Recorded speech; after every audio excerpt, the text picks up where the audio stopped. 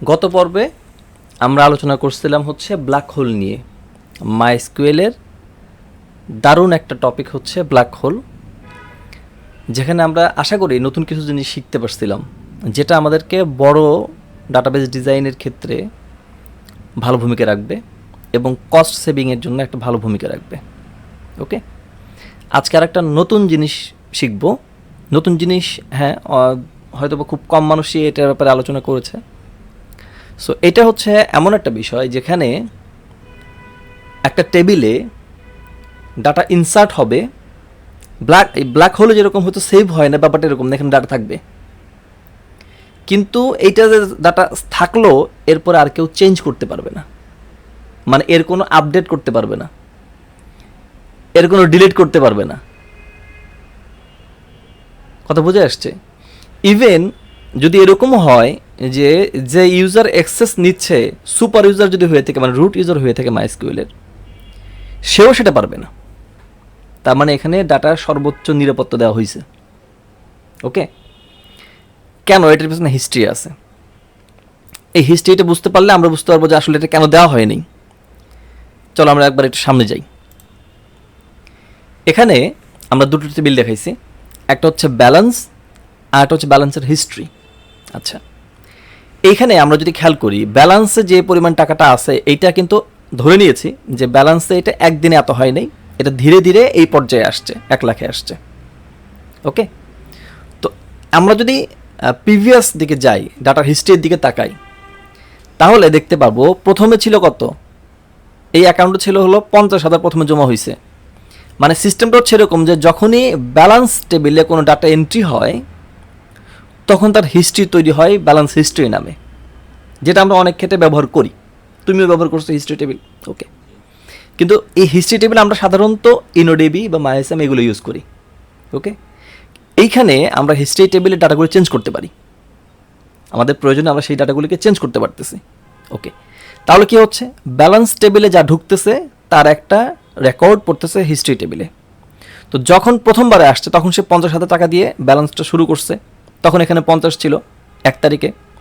2 তারিখে এই ইউজার এই আইডিতে আবার আসছে কত, 20,000, তখন হয়েছিল কত, 70,000।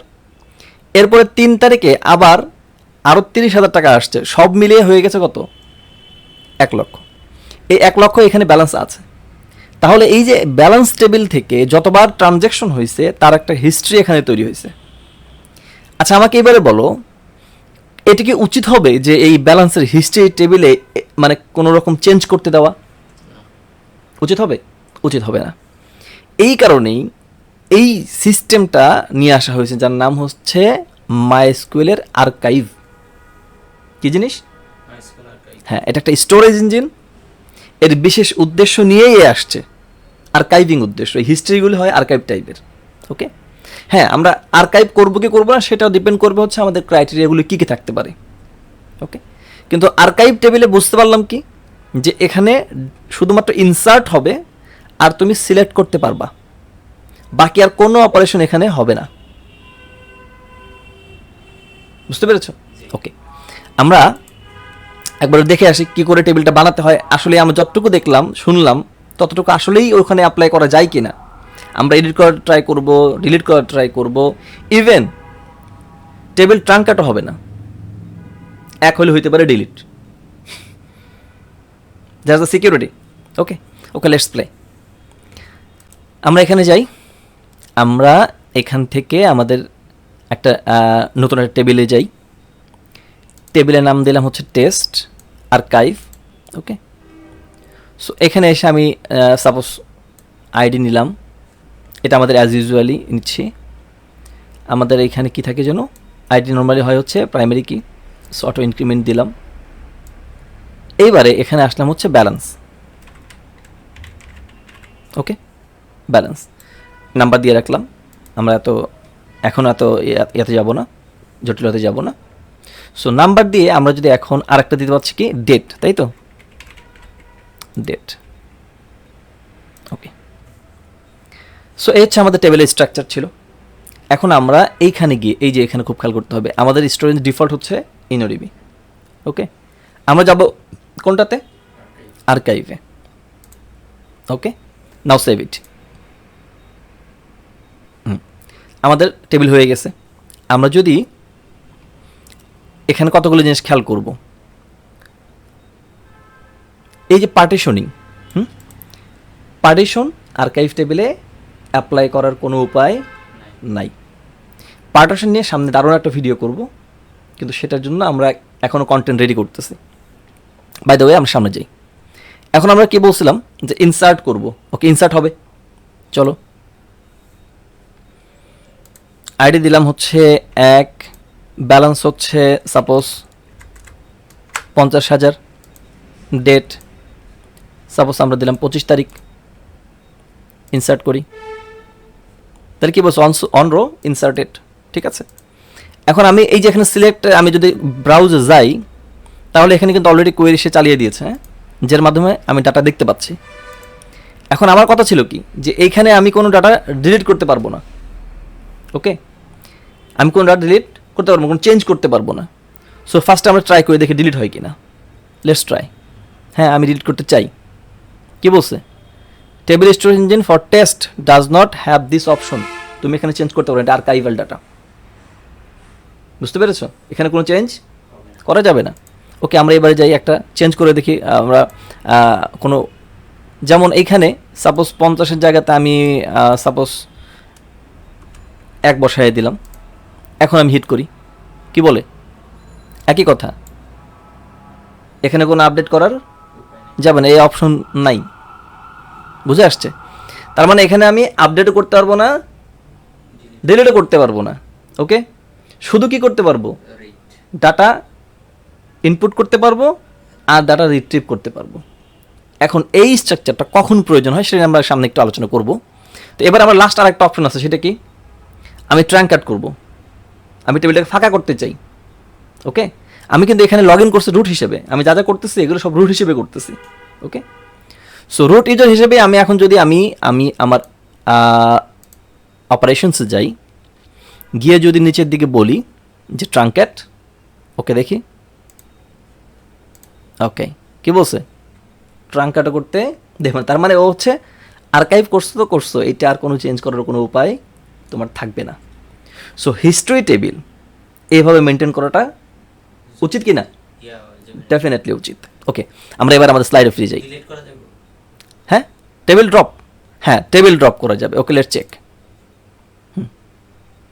আছে নাই, ডিলিট হয়ে গেছে। শুধু ডিলিট করতে পারবে, টেবিলটা ফালাই দিতে পারবে, কিন্তু টেবিলের ডাটার কোনো পরিবর্তন করতে পারবে না। ওকে, সো এবার আমরা আসি সামনের দিকে। এখন কথা হচ্ছে এইটা কি কি জিনিস সাপোর্ট করবে, কি কি জিনিস করবে না, কোন কেসে আমরা ব্যবহার করতে পারি, সেটার বিষয় নিয়ে একটু ডিপ আলোচনা হবে। ওকে, এটার উদ্দেশ্য কি, আর্কাইভাল মানে কি, দেখো আমরা হিস্ট্রি টেবিল বলতেছি। সো ব্যালেন্স টেবিলে যা হয় হিস্ট্রি টেবিলে তার চেয়ে বেশি হয় ডাটা। ব্যালেন্স টেবিলে একটাই রো থাকতেছে, হিস্ট্রি টেবিলে যতবার সে ডাটা ট্রানজাকশন করতেছে ততবার ডাটা পড়তেছে। তার মানে কি, এই টেবিলের ডিজাইনটা হবে হচ্ছে যদি আমরা বড় লার্জ স্কেলের ডাটা হয় তখন আমরা আর্কাইভাল সিস্টেমে রাখতে পারতেছি, storing large volume of data, large amount of data. Okay, দ্বিতীয় বিষয়, এই টেবিলে যেহেতু আর্কাইভাল, কোনো ইন্ডেক্সিং রাখবে না, কোনো কলামের ইন্ডেক্সিং হবে না। কেন হবে না? কারণ এটা পারপাসটা খেয়াল করতে হবে। এটার মূল উদ্দেশ্য হচ্ছে ডাটা শুধুমাত্র পুট করা, আর খুব কম সময়ে মানে হঠাৎ ডাটা রিড করা।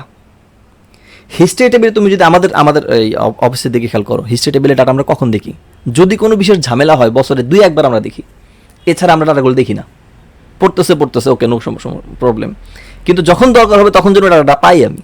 তার মানে কি, বছরে 2-1 বা খুবই কম রিড করার জন্যই মূলত এটা ডিজাইন করা হয়। এই কারণে ইন্ডেক্স দেওয়া হয়, ইন্ডেক্স দিলে ডাটার ইয়াটা বেড়ে যায়, টেবিলের স্পেস বেড়ে যাবে, কারণ ইন্ডেক্সের জন্য আলাদা স্পেস দরকার হয়। সো কোনো ইন্ডেক্স এখানে কাজ করবে না। দ্বিতীয়ত, এখানে সবচেয়ে মজার বিষয় যেটা, সেটা হচ্ছে আর্কাইভাল ডাটা আমি বললাম যে এটা হচ্ছে অনেক বড় ভলিউম, কিন্তু জায়গা কম নিবে। কথা কি বুঝে আসছে?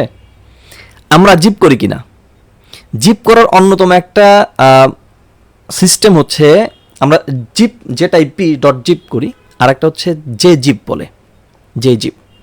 এটা আমরা জিপ করলে কি হয়, অনেক বড় একটা ফাইল এটাকে ছোট করে ফেলে। পরে আমরা যখন কাজে লাগাই তখন কি করতে হয়, আনজিপ করতে হয়। ওকে, সো এই আর্কাইভাল সিস্টেমেও যে জিপ ব্যবহার করে, ফলে কী হয়, ডাটা সাইজটা কমে আসে। তার মানে হচ্ছে আমার ডাটার ভলিউম নর্মাল টেবিলে যা থাকবে তার চেয়ে কম আসবে। এইখানে যেটা হয় সেটা হচ্ছে আমার টেবিল স্পেস কমে যাচ্ছে, বিদায় কস্ট কমে আসবে। বুঝে আসছে? ওকে, আবার এইখানে তুমি খেয়াল করো, আমরা যখন আবার ডাটা যখন আমরা একটা ফাইল জিপ করলাম, জিপ করা থেকে আবার আনজিপ করি না একটা ফাইল পড়ার আগে, আমরা কিন্তু সরাসরি ওই ফাইলটাকে রিড করে কিছু বুঝতে পারবো না, হজবরল দেখতে পাবো।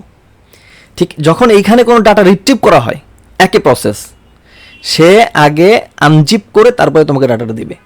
সো এই কারণে অপারেশনটা কী হবে, স্লো হবে। যেহেতু আর্কাইভাল, নো সমস্যা, এটা কোনো সমস্যা নয়। তো বুঝে আসছে এটা সুবিধে কী কী? ওকে, এইবারে কিছু জিনিস আমরা এখানে পারবো না। আমরা অলরেডি হাতে কলমে কিছু জিনিস দেখছি। কী কী দেখছি? আমরা ডাটা চেঞ্জ করতে পারতেছি না, মানে হচ্ছে আপডেট এবং ডিলিট করতে পারতেছি না। আমরা ট্রাঙ্কেট করার চেষ্টা করছি, ডাটাকে পুরো টেবিলটাকে ফাঁকা করার চেষ্টা করছি, সেটা সম্ভব হয় নাই।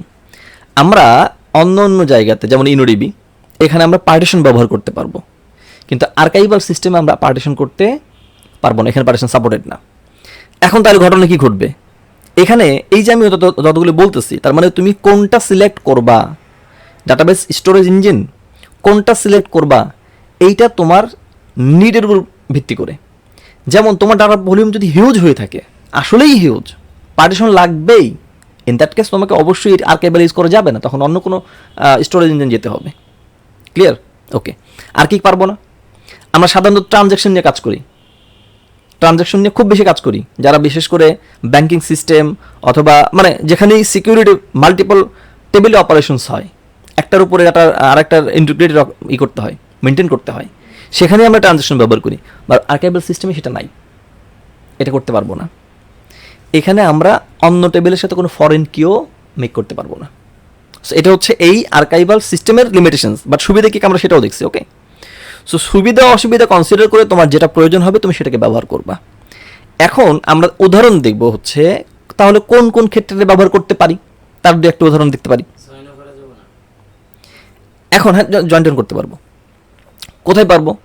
যেমন আমার যদি এরকম হয় লগ ডাটা, যেমন আমরা কী কী লগ রাখি, যেমন একটা ওয়েব অ্যাপ্লিকেশনে একটা ইউজার কোন কোন জায়গায় হিট করতেছে তার একটা লগ রাখি। এটা চেঞ্জ করার কোনো দরকার নেই আমার, আছে নাই? ওকে, সে কী ডাটা সাবমিট করতেছে সেটা রাখতেছি, আমার চেঞ্জ করার দরকার নেই তো। ওকে, তাহলে এটা একটা হইতে পারে। অথবা একটা সেন্সর, তুমি যদি কি বলে আইওটি নিয়ে কাজ করো, তাহলে তুমি বিভিন্ন সেন্সর থেকে ডাটা পাবা। এই যে ডাটা তুমি পেলা, এখানে তোমার ম্যানুয়াল চেঞ্জ করার কোনো দরকার নেই, সেন্সর তোমাকে যা দেবে সেটা থাকেই ভালো। ইন দ্যাট কেস আমরা এটাকে ব্যবহার করতে পারি আর্কাইভাল সিস্টেমে। ওকে, অথবা চিন্তা করো আমরা বিভিন্ন সময় ওয়েবসাইটে কোথায় কোথায় ক্লিক করতেছি, ইউজার অ্যাক্টিভিটি। হ্যাঁ, তুমি গুগলের কিছু সার্ভিস আছে, দেখতে পারবা যে একটা ওয়েবসাইটের কোথায় কোথায় বেশি ক্লিক হয়। এই যে ডাটা, এটা তো ইউজার প্রডিউস করতেছে, এখানে আমার হাত দেওয়ার কোনো দরকার নেই। সো এই ধরনের ডাটা আমি কোথায় রাখতে পারি? আর্কাইভ করে রাখতে পারি। অথবা এরকম হতে পারে কাস্টমার ফিডব্যাক দেয়, একবার ফিডব্যাক দিয়ে তুমি আর কোনো এডিটের অপশন দাও নাই। সো এই ক্ষেত্রে এসেও আমরা এই ধরনের আর্কাইভাল স্টোরেজ ইঞ্জিনটাকে ব্যবহার করতে পারি। আচ্ছা, সবশেষ কথা বলিনি, সেটা হচ্ছে এই সিস্টেমটা, আর্কাইভাল সিস্টেমটা একেবারে যদি এক কথাই বলতে হয়, রাইট ওয়ান্স রিড রেয়ারলি। তার মানে হচ্ছে তুমি একবার রাইট করবা, আর কোনো চেঞ্জ হবে না, আর খুবই হঠাৎ তুমি এটাকে রিড করবা, সিলেক্ট করবা। এই রকম সিচুয়েশনের ক্ষেত্রেই মূলত আমরা এটাকে ব্যবহার করব।